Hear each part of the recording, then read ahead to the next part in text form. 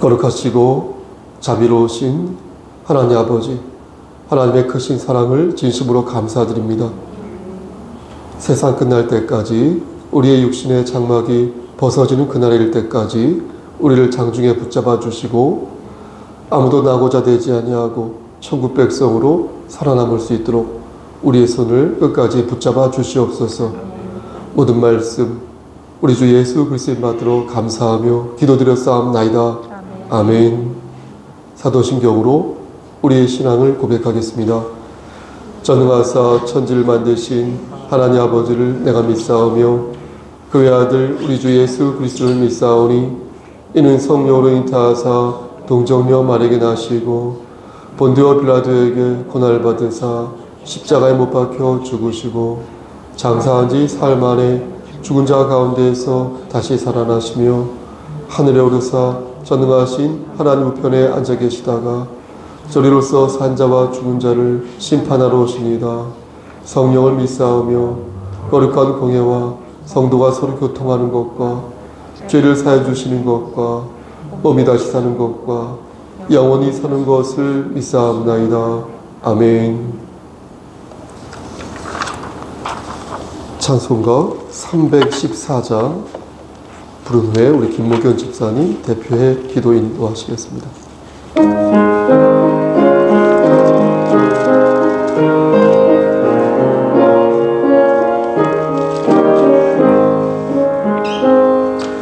내 구주 예수를 더욱 사랑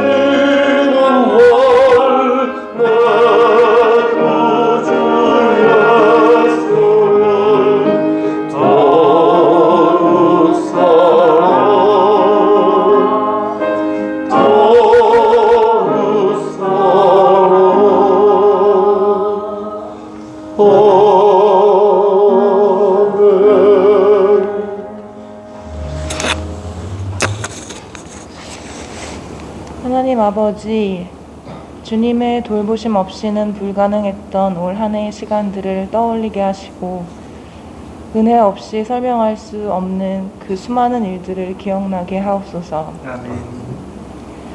그래서 주님의 위대하심과 사랑에 더욱 감사하게 하시옵고 더욱더 주님 앞에 나아가는 우리가 되기를 소망합니다. 아멘. 말씀과 기도로부터 멀어지고 있는 성도들에게 다시 주님의 한량없는 은혜를 회복시켜 주시고 말씀과 기도로 주님 앞에 나아오는 자들에게 지금보다 더 큰 은혜와 평강을 누릴 수 있게 도와주옵소서. 아멘. 교회의 중심에 항상 먼저 말씀과 기도가 있게 하셔서 성도 간의 따뜻한 교제와 격려가 살아 숨쉬게 하옵소서. 아멘. 송석교회가 감당해야 할 사명과 역할을 위해 교회의 모든 성도가 사랑과 기도로 함께 고민하며 함께 일할 수 있게 도와주옵소서. 아멘. 2023년 새해에 교회가 품고 있는 계획들을 차근차근 하나씩 주님께 방법과 지혜를 구하며 꾸려나가게 하옵소서. 아멘. 사람의 생각과 판단이 먼저 앞서지 않게 주님께 먼저 방법과 뜻을 구하며 나아갈 수 있게 도와주옵소서. 아멘. 오늘 하루를 잘 마무리하고 주님 말씀에 귀 기울이고자 나왔습니다. 몸은 피곤하더라도 하나님 말씀과 은혜로 새 힘을 얻는 시간이 되게 하여 주시옵소서. 아멘. 말씀을 전하실 성용구 목사님께 성령의 은혜를 부어주셔서 말씀을 전하는 자와 듣는 자 모두의 마음이 주님 안에 하나 될 수 있도록 인도하여 주시옵소서. 아멘. 살아계신 우리 주 예수 그리스도의 이름으로 기도드립니다. 아멘.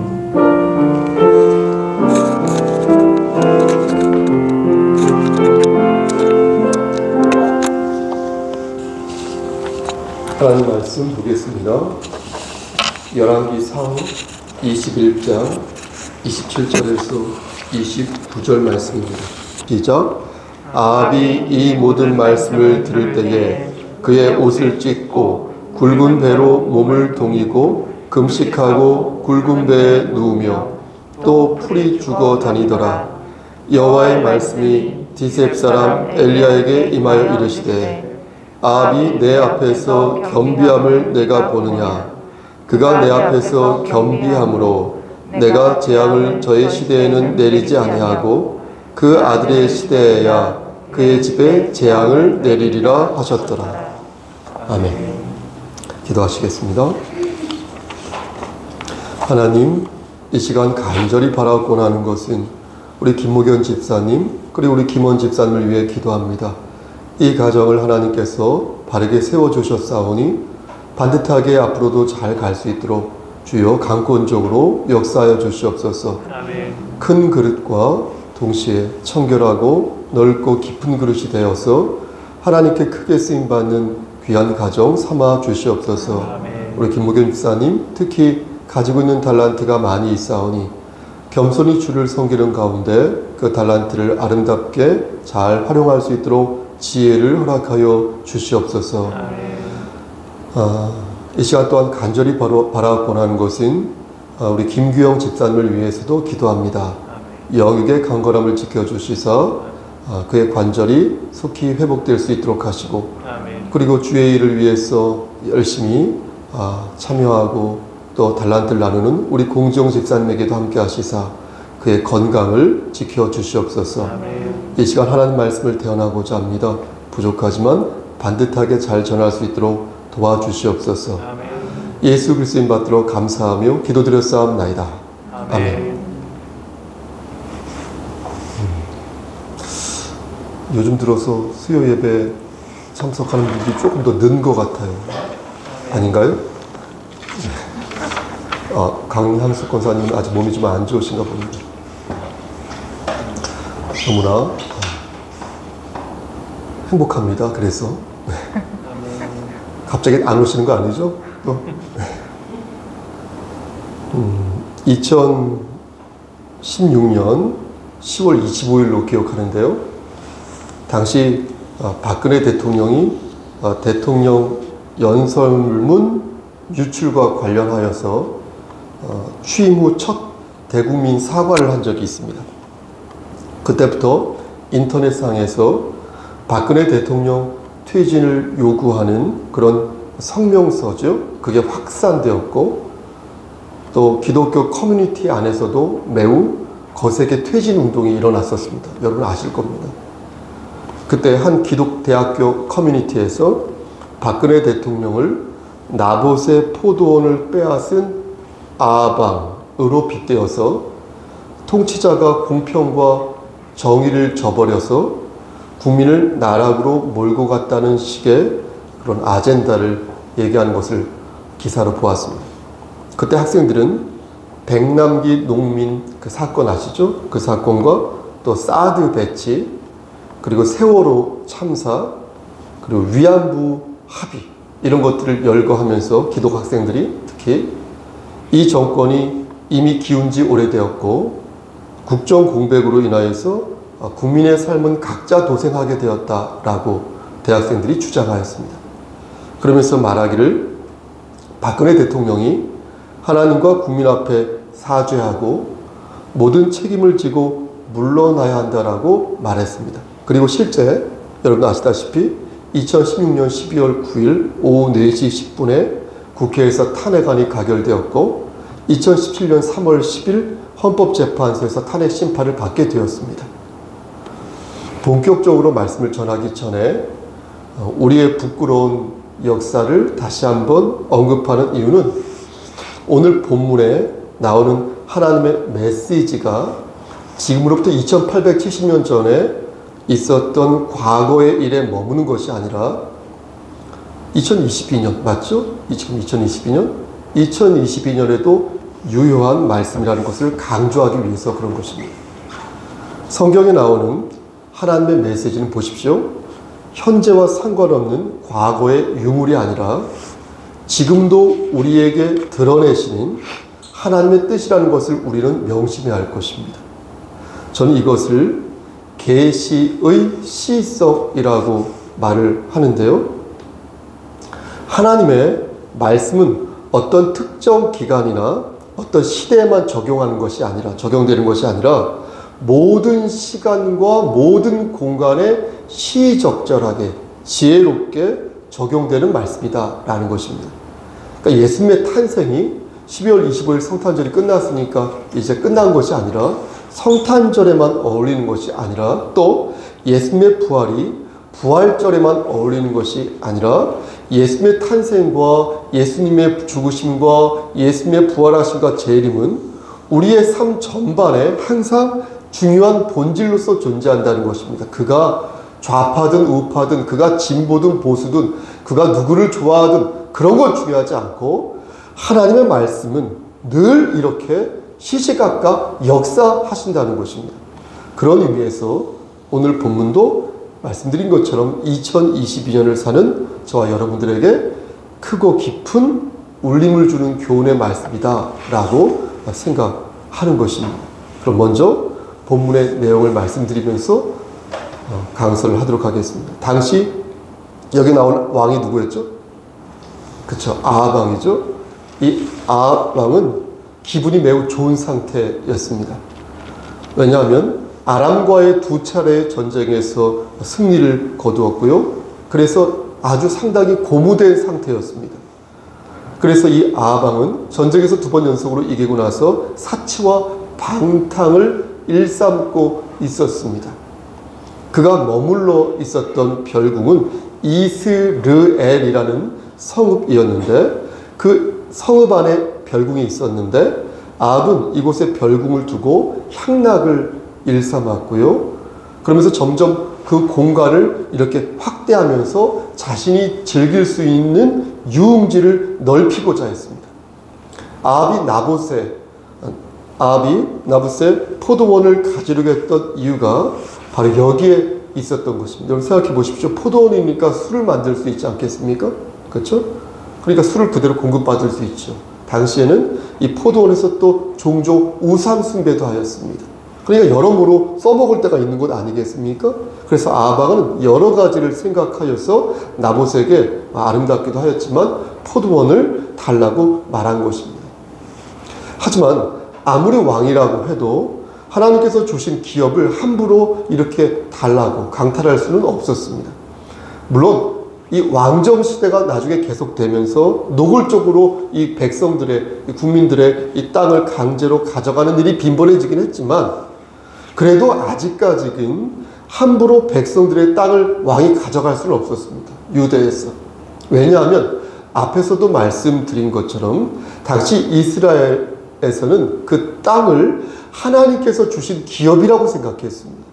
그러하기에 이 부분에 있어서 아무리 그가 왕이라고 하여도 하나님께서 주신 그 기업을 함부로 줄 수 없다라고 생각한 것입니다. 그래서 아합은 2절 말씀을 여러분 보시겠습니까? 21장 앞에 우리가 읽지 않았는데 2절 말씀 끝부분에 보면 어떻게 말을 합니까? 만일 네가, 제가 네가라고 발음할게요. 만일 네가 좋게 여기면 그 값을 돈으로 너에게 주리라. 이렇게 말을 한 것입니다. 그러니까 예전 성경을 보면은 네가 좋게 여기면 이라는 구절이 어떻게 되어 있냐면 네가 합의하면, 합의하시죠? 합의하면 이렇게 기록되어 있습니다. 그러니까 왕이라도 하나님의 뜻에 입각하여서 그 말씀에 따라서 함부로 백성들의 자산을 빼앗아갈 수 없었다는 것입니다. 나봇은 왕의 제안을 어떻게 했습니까? 고사하였고 그 근거로 역시 조상의 유산을 타인에게 주는 것을 하나님께서 금하셨기 때문입니다 라고 말을 하였습니다. 실제 레위기 25장 23절에서 28절 말씀을 보면 제가 그냥 읽겠습니다. 여러 이유를 들면서 율법으로 토지를 팔지 말 것을 하나님께서 명령하고 계십니다. 물론 지금 이 말씀을 그대로 적용할 수는 없겠죠. 하지만 아직 그때는 예수 그리스도의 복음이 임하기 전이었으니까, 그러니까 지금부터 2870년 전에는 이렇게 율법을 지키기 위해 노력하는 모습이 신앙인의 모습으로 하나님께서 보실 수 있었다는 것입니다. 아합은 나봇의 거절에 어떻게 했습니까? 크게 마음이 상했어요. 그래서 내상, 크게 마음이 상해서 무척 괴로워했습니다. 근데 생각해보면 어떻습니까? 아합의 마음이 상하였다는 것은 자신의 탐욕으로 상처를 받은 것이기 때문에 누구를 원망해서는 아니 되는 것이었습니다. 아합은 그런데 찌질하게도 왕궁으로 돌아가서 벽을 향해서 이렇게 얼굴을 대고서 밥을 안 먹었어요. 좀 지질하지 않습니까? 그 모습을 본 아내 이세벨이 왜 식사를 안 하는 겁니까? 라고 묻자 아합은 정말로 찌질하게 나봇과 있었던 일을 이렇게 아내에게 말을 하였습니다. 이 말을 들은 마귀의 수하 이세벨은 어이없다는 식으로 이렇게 말을 합니다. 우리 함께 7절 말씀, 오늘 본장 7절 말씀을 함께 읽어보겠습니다. 그의 아내, 시작. 그의 아내 이세벨이 그에게 이르되 왕이 지금 이스라엘 나라를 다스리시나이까? 일어나 식사를 하시고 마음을 즐겁게 하소서. 내가 이스라엘 사람 나봇의 포도원을 왕께 드리리다 하고 이렇게 그렇죠? 여러분 이세벨이 뭐라고 말을 했습니까? 왕이 지금 이스라엘 나라를 다스리시나이까? 이렇게 말했습니다. 이 말 뜻은 뭐냐면 지금 아람과의 전쟁에서 두 차례 전쟁에서 이겨가지고 기세 등등해야 할 왕이 그런 거 가지고 기가 죽어 있어요? 라는 것입니다. 당신은 지금 이 나라의 왕인데 그런 모습을 자꾸 보이니까 내가 볼 때는 왕 같아 보이지 않습니다 라고 비꼬는 것입니다. 조롱하는 것입니다. 그래서 아내 이세벨이 왕에게 도발하듯 말한 것입니다. 당신이 이스라엘을 정말로 다스린 사람이 맞습니까? 왕이 맞습니까? 대통령이 맞습니까? 비꼬듯 말을 하고 있는 것입니다. 우리는 이세벨과 아합의 관계에 대해서 조금 더 주목할 필요가 있겠습니다. 당시 아합은 어떤 상태였겠습니까? 이세벨보다 여러분 위였겠습니까? 아래였겠습니까? 정말 위였을 것 같아요? 아래였을 것 같아요? 정말 이세벨에게서 저런 얘기를 들을 만큼 이미 아내에게 주도권을 빼앗긴 상태였을까요? 그죠? 혹시 그런 척 하면서 이세벨을 이용한 것은 아닐까요? 그런 교활한 사람이 아니었을까요? 이세벨은 나봇의 포도원을 빼앗아서 아합에게 왕에게 주겠다고 말하였습니다. 가서 왕이시여 제가 가서 나봇을 잘 설득할게요 라고 말한 게 아니라 자신이 가지고 있는 권한을 이용해서 나봇의 포도원을 빼앗겠다는 거예요. 이는 자신의 힘이 남편의 힘보다 강하다는 것을 보여주는 것이다. 최소한 암묵적으로라도 아합 왕도 그 부분을 용인하고 있다 이렇게 볼 수 있는 것입니다. 그러니까 가스라이팅 정도는 아니어도 최소한 당시에는 자신의 권력을 다른 사람에게 이 아방이 아내에게 양도하는 모습을 보였다. 이렇게 볼 수 있는 것입니다. 제가 이렇게 아방을 관대하게 바라보는 이유는 그 뒤에 보이는 그의 모습 때문입니다. 이세벨은 나봇이 사는 성의 장로들과 귀족들에게 어떻게 하죠? 편지 한 통을 보내는데 그 편지 속에는 나봇이 하나님과 왕을 저주하여서 그 나봇을 돌로 쳐서 죽이십시오라는 그런 구절이 들어있습니다. 내용이 들어있습니다.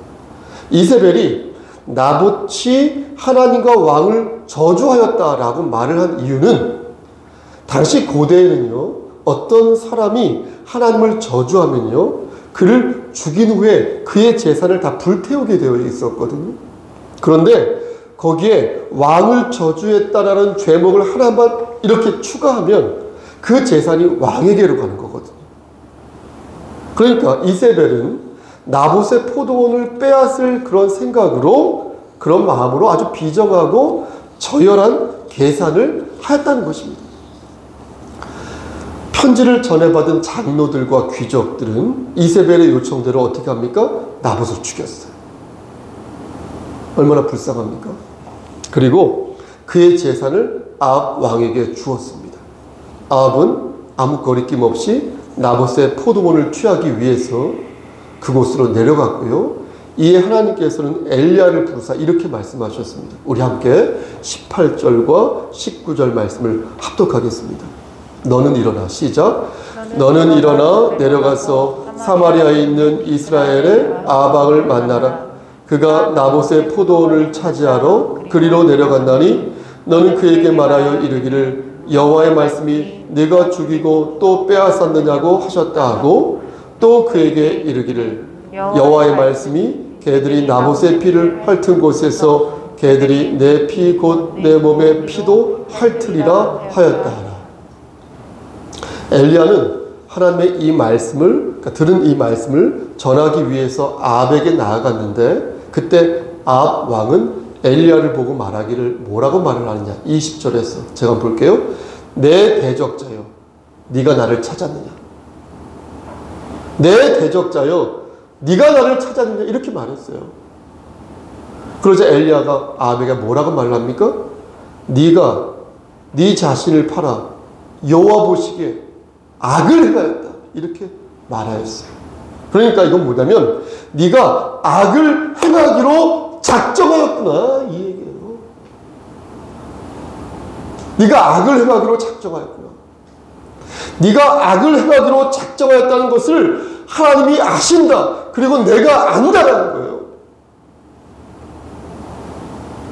엘리야는 하나님께서 여로보암과 바하사의 집을 멸하신 것처럼 아방의 집을 멸하실 것이다. 이렇게 말을 하였고 개들이 이세벨을 이스라엘 성 곁에서 먹을 것이라는 말까지 추가로 하였습니다. 이에 아합이 어떻게 됩니까? 어떤 모습을 보입니까? 급변하는 모습을 보이는데 제가 앞에서 아합이 가스라이팅 정도는 아니어도 자신의 권력을 다른 사람에게 아내에게 양도하는 어리석은 모습을 보인 것 같다고 생각한 이유가 바로 이 모습에 있는 것입니다. 아합은 매우 완악했죠. 매우 패역한 사람이었어요. 아주 사악한 사람이었어요. 하지만 심기가 굳은 왕은 아니었다는 거예요. 여러분 마음이 패역한 것과 여러분 심기가 굳은 것은 별개의 것입니다. 별개의 것일 수 있습니다. 여러분 사악한 심성을 가지고 있어도요, 여러분 어린 아이와 같이요 연약해 빠진 그런 심기를 가질 수 있다는 것입니다. 여러분, 예? 그런 죄송합니다. 양아치 같은 사람이 있을 수 있다는 거예요. 2022년도에도 많이 있습니다. 우리 주변에도 그릇은 작아요. 근데 욕심은 엄청, 탐욕은 얼마나 짱짱한지 몰라요. 그런 권력자들이 있다는 것입니다. 뱀처럼 교활해. 쉽게 겁을 먹어요. 그리고 꼬리를 내려. 주랭랑을 째. 그런 소인배들이 악한, 사악한 소인배들이 우리 주변에 많이 있다는 것입니다. 군자는 의로움을 추구하고 소인배는 이로움을 추구하는데 자신의 이익만을 추구하는 그런 악한 소인배라는 것이. 아합은 금세 꼬리를 내렸습니다. 우리가 함께 읽은 27절 말씀 보니까 옷을 찢고 어때요? 우리 앞에 처음에 읽었던 옷을 찢고 굵은 배로 몸을 동이고, 그리고 뭐라고 적혀있죠? 예, 고맙습니다. 금식하고 굵은 배에 누우며, 그 다음 뭐라고 적혀있습니까? 풀이 죽어 다녔습니다. 맞죠? 풀이 죽어 다녔습니다. 맞죠? 이렇게 기록되어 있습니다. 그렇게 하나님 앞에 회개하였습니다. 여러분, 풀이 죽어 다녔다라는 것은 이렇게 천천히 걸어 다녔다는 거예요. 어슬렁 천천히. 그러니까 천천히란 말이 어떤 뜻인지 언어 성경을 찾아보니까 히브리어로 아트라고 적혀있어요. 아트. 이 아트는 무슨 뜻이냐면 부드럽게 또는 상냥하게라는 뜻이라고 합니다. 그러니까 이 아합은 최대한 머릿속에 그림이 그려지십니까? 부드럽게 또 친절하고 상냥하게 걷기 위해서 노력했다는 것입니다. 이는 그러니까 의식적으로 걸음을 그렇게 걸으면서 하나님께 겸손한 모습을 보이려고 무지의 애를 썼다는 거죠. 아합아. 29절 말씀을 보면 하나님께서 말씀하시기를 아합이 겸비한 모습을 보였다라고 말씀을 하시는데, 이렇게 아합은 겸비한 모습을 보이기 위해서 최대한 상냥하고 부드럽게 걸으면서 낮은 모습을 보인 것입니다. 하나님께서 사용하신 이 겸비란 단어를 또한 주목하지 않을 수가 없는데요. 찾아보니까 이 겸비란 말은 히브리어로 카나라고 합니다. 앞에 건 아트, 카나. 이 뜻은 무슨 뜻이냐면 새가 날개가 있지 않습니까? 이 새가 날개를 이렇게 접는다는 뜻이라고 합니다. 그러니까 새의 가장 큰 강점이 무엇입니까? 날개짓에서 하늘 나는 거잖아요. 그런데 그 날개를 새가 접는 정도이니 최대한 자신의 강점을 포기하면서 하나님 앞에 회개하는 모습을 보였다는 것입니다. 저는 여기에서 아합의 연약한 모습을 보는 것입니다.